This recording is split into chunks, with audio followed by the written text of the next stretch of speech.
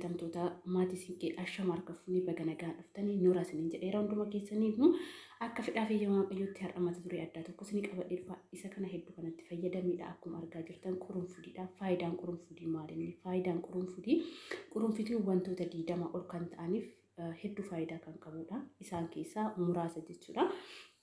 Tokkoffaa irratti qurunfudiin maaliif nu gargaara? Fedhii nyaataa warra dhabne fedhii nyaataa inni dabala jechuudha. Akka shaayiitti fayyadamne isa gara hundaatti isinitti agarsiisa. Fedhii nyaataatiif infekshinii qaama saalaatiif isa guddaadha jechuudha. Iddoo guddaa kan taphatudha. Bareedumsa rifeensa keenyatiif iddoo guddaa kan taphatudha. Akkasumas immoo rakkoo dhala dhabuu yookiin namni tokko maseen yookiin dhala dhabuu ta'e isa san akkamitti akkatti fayyadamu nu barbaada. Yeroo biraan si agarsiisa rakkoo dhala dhabuutiif hedduu kan hiikaa qabudha jechuudha. Qurunfudiin isa iddoo guddaa qabudha. Akkasumas immoo gogiinsa garaatiifis iddoo guddaa qaba jechuudha. Dhukkubbii toonsilii yookiin immoo qoonqoo keenyatiif iddoo guddaa kan qabudha jechuudha. Akkasumas isa kana yeroo baay'ee aannan burcuqqoo tokkoo fi maankaa tokko fayyadamuudhaaf shaayiidhaanis fayyadamuu dandeenya. Isa kana immoo burcuqqoo tokko ta'e maankaa tokko ol dabarsuu hin qabnu. Akkuma asirratti argaa jirtan jechuudha. Ani shaayiidhaanis daffisee asitti isin agarsiisa akkamitti itti fayyadamu jechuudha. Akkasumas hir'ina dhiigatiif dhiigas baay'ee dabala jechuudha. Hir'ina dhiigatiifis nu fayyada. Dhibee sukkaaraatis iddoo guddaa kan qabudha jechuudha. Akkasumas immoo bareedumsa gogaa keenyaa fi yookiin qaama keenya jechuudha. Keessattuu madaatii fi gizee bugurii nurratti ba'e bugurii nurraa balleessuudhaaf nu fayyada jechuudha. Akkuma argaa jirtan kana kan fayyadamaa jiru.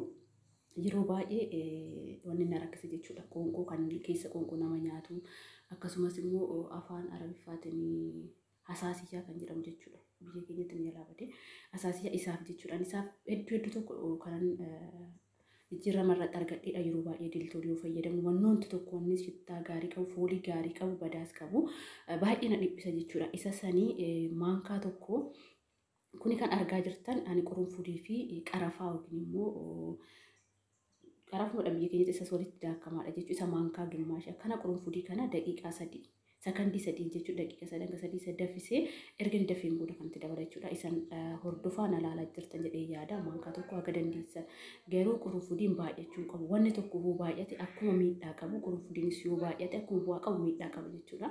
Mana yaalaa tokko hoo deemne akkuma kiniinii humna keenya ol nuun kennine san firee tokko amma fayyadamuudha. Firee tokko saf fayyadamna malee firee lama fayyadamna. Akkuma sana qurunfudiin yoo baay'ate hedduu miidhaa qaba jechuudha.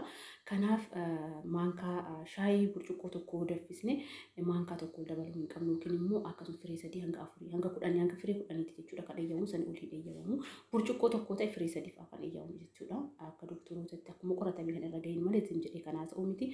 Kanaaf baay'achuu hin qabu. Erga daqiiqaa 3 daffeen booda girfaa koo immoo qarafaa kootti dabadhee daqiiqaa 2 qofa waliin daffisa jechuudha. Akkasitti dammaanaaf fayyadama. Dammaan malee sukkaara oduu fayyadamuu baattanii baay'ee gaariidha jechuudha. Keessattuu keessee qoonqoon kan nyaatu isa kan ofirraa ittisuudhaaf jechuudha.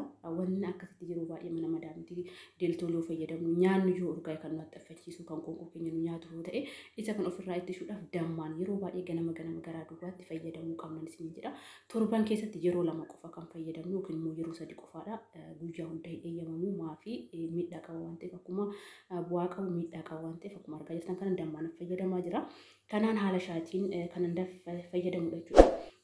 Inni biraa immoo dadhabbii ijaatiif gargaara. Dadhabbii ijaatiifis baay'ee gaariidha jechuudha. Akkasuma immoo dhukkubbii ilkaanii hunduu hedduu jechuudha. Maatiin keenya warroonni hin baranne iyyuu ilkaanoo nama dhukkoo firii 2 firii 1 irratti qabatu jechuudha. Akkasumas immoo afaan keenya yookiin hafuurri keenya humna ajaa ta'e iddoo guddaa kan qabudha jechuudha. Afaan keenya kan ajaa ta'e yookiin shaadhaan yookiin immoo isa afaanitti qabachuudhaan zayitiin gara fuulduratti mataa dhabsinee qopheessee hin jira waan ta'eef isa sana immoo zayitiidhaan qopheessinee zayitii isa afaan keenya lulluuqatu yookiin immoo maayjuun midhaan qofaa jiru waan ilkaan keenya ergachuu kan afaan keenya qulqulleessu jechuudha. Amma asitti immoo mataadhaaf akkamitti akka nu fayyadu mataadhaaf akkamitti akka hojjedhe wajjin hojjenna. Kan asitti argaa jirtan kun mataan koo baay'ee tanaan dura kan dhukkubee ijoolleen keessan na beektan ni beektu waan ta'eef hedduu tokko na jechuudha. Baay'ee tokko jechuudha. Kana iddoo tokko hedduutti gaddee fi itti jireenya kooyyuu baay'ee tokko kan dadhabe jechuudha. Hedduu narraa buqqa'e isa kan akkamitti akkan sirreesse kan ammoo asumaan na hordofaan isiniin jedha.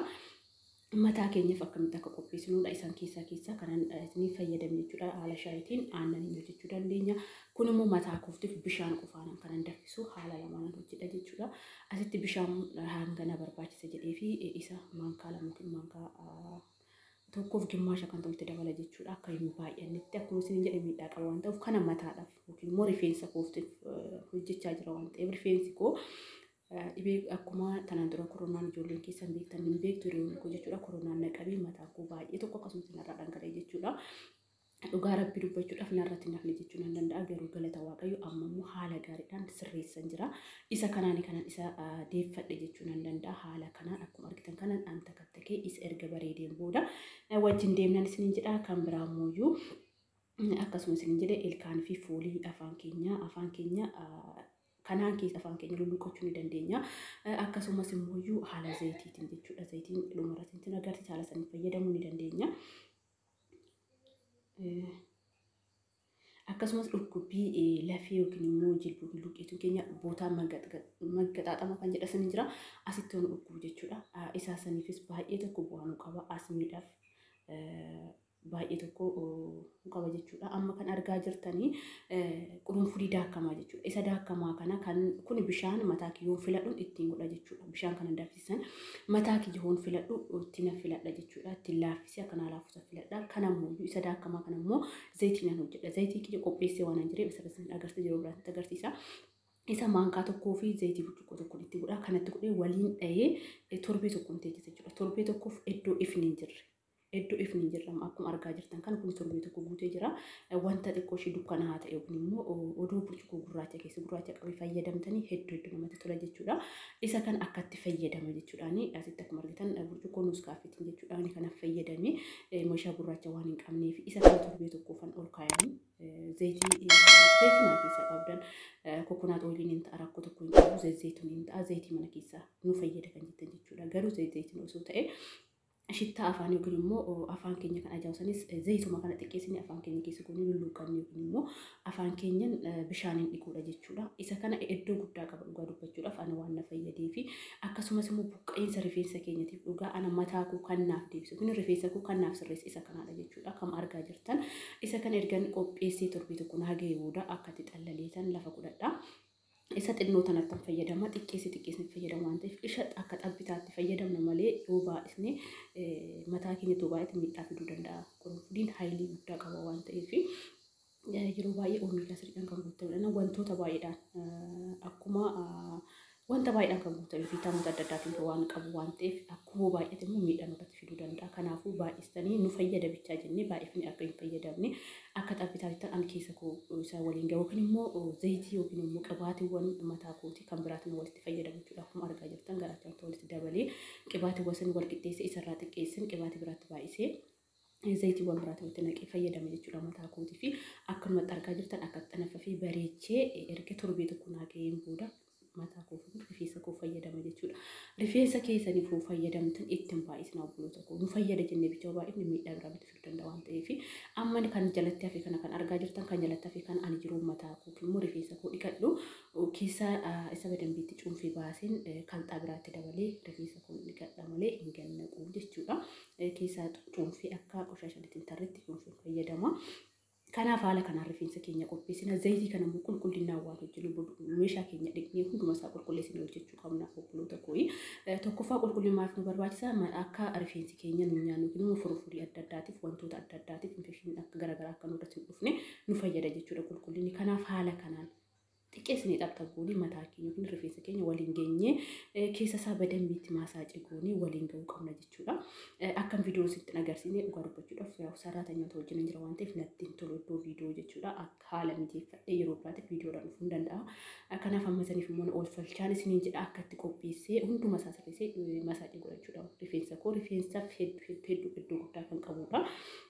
Akkasumas immoo akkuma isiniin jedhee hasaasiyyaadhaaf iddoo guddaa kan qabudha dhugaan hedduun jijjiirama irratti argadhee deeltuudhaan shintibeetii yookiin immoo mana qulqulleessuu hin danda'u akkasumas shunkurtiyyuu jechuun shunkurtiyyuu wanta baasuu hin danda'u hedduun haxxifachiisa hedduma kanaan agarsiisa isa kanaan jijjiirama argadhe jechuudha shaayii irratti torbanitti yeroo lama yeroo sadii fayyadama shaayiidhaan dammaan jechuudha qarafaatti dabalee asitti kun bishaan kanan duratti qopheeffadheedha.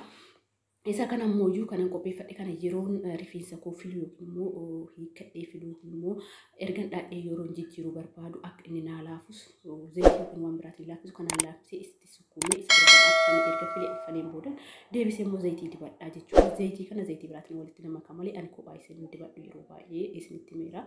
Wanni tokko mana yaalaa deemnee akkuma wanni kuni kinini tokko firii lama liqimsi akkuma jedhamu san kunis waan xiqqaatee hojjetamu qabu malee hin nuuf ta'a jennee ofitti baay'isuu hin qabnu biyyoota koo kanarraa of eeguu qabna. Kanan isiniin jedha akkasumas miidhaaf iddoo guddaa kan qabudha. Dadhabbii sammuutii fi yookiin immoo hubachuu dhabuudhaafis qurunfudiin iddoo guddaa qaba jechuudha. Akkasumas immoo dhaannaa onneetiif iddoo guddaa kan qabudha jechuudha. Akkuma iddoo guddaa qabu warroonni fayyadamnu yookiin immoo warri fayyadamuu hin dandeenye immoo jira keessattuu dubartoonni ulfaa fayyadamuu danda'anii akkasumas immoo daa'ima waggaa 3 gadi yookiin immoo waggaa 4 gadiitti kennamuu hin qabu jechuudha. Miidhaa guddaa qaba. Warroonni immoo dhukkuba adda addaatiin dhiigni isaanii qal'aa ta'e fayyadamanii maaf dhiiga qal'isa waan ta'eef fayyadamuu hin danda'an isiniin jedha. Kanaaf haala gaariidhaan itti fayyadamuu qabna. Kanaaf haala gaariidhaan itti fayyadamuu qabna isiniin jedha. Iddoo gongora kootii immoo of bulchaa dhugaa qurunfudii namni itti fayyadame qoricha isa hedduu baay'ee gaariidha. Keessattuu ijoollee shamarran rifeensa fi fuula keenyaaf hedduu nu gargaara. Viidiyoo biraatiin gooti deetu nagaan naa tolchaa dhugu. Akkasumas iddoo kana sirreeffadhu iddoo kanatti immoo nakana gochii jettanii koomentii irratti naa kaa'uu ni dandeessanii isin tokko laayikii sheerii sabskiraayib gochuun dagatinaa viidiyoo biraatiin gooti deemutti nagaatti naa tura biyya keenya nagaa jaal tokkummaan waa kennu nagaatti.